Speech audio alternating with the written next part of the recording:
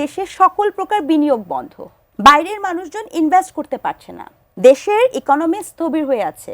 বাংলাদেশি স্টুডেন্টসরা, আমার নিজের স্টুডেন্টসরা যারা দুদিন আগেও বিদেশ যেত, তারা এখন বিদেশ যেতে পারছে না বিকজ তাদের ভিসা বন্ধ হয়ে আছে। মাঝে মাঝে বলে না তারা একটিবার সুযোগ দেন না। আমার কথা হচ্ছে ভাই আমি ৭১-এও দেখি নাই, আমি একটিবার দেখি নাই, কিন্তু আমি ২০২৪-এর পর থেকে গত ১.৫ বছর দেখেছি এবং সেই দেখাতে আমি ভীত শুধু না, আমি শঙ্কিত। কোথায় শঙ্কিত? আমি আমার রাষ্ট্র নিয়ে শঙ্কিত, আমার দেশ, আমার পরিচিতি, আমার ভাষা নিয়ে শঙ্কিত।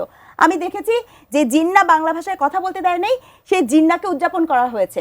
এই বাংলাদেশ গোলাম আজমের বাংলাদেশ কবে, কখন, কিভাবে হয়েছে এই স্লোগান দিতে। আপনি ৩২ ভেঙেছেন আপনার নানাবিধ কথা বলে, কিন্তু প্রশ্ন হয়েছে আপনি মুক্তিযুদ্ধের ভাস্কর্য, মুক্তিযুদ্ধের জাদুকর, ডিপ স্টেটের দলিল দস্তাবেজ এগুলো ভাঙলেন কেন? কি কারণে? কোন পাকিকরণের প্রক্রিয়ার অংশ হিসেবে নাকি আপনার দায়িত্বকরণের প্রক্রিয়ার অংশ হিসেবে? আমি জানতে চাই নির্বাচনী প্রচারণা যেদিন শুরু হলো সেদিন কি হেতু কারণে মতিউর রহমান, শহীদ মতিউর রহমান, বীরশ্রেষ্ঠ মতিউর রহমানের এই স্তম্ভটিও ভাঙা হলো? এইগুলো কোথা থেকে এসছে?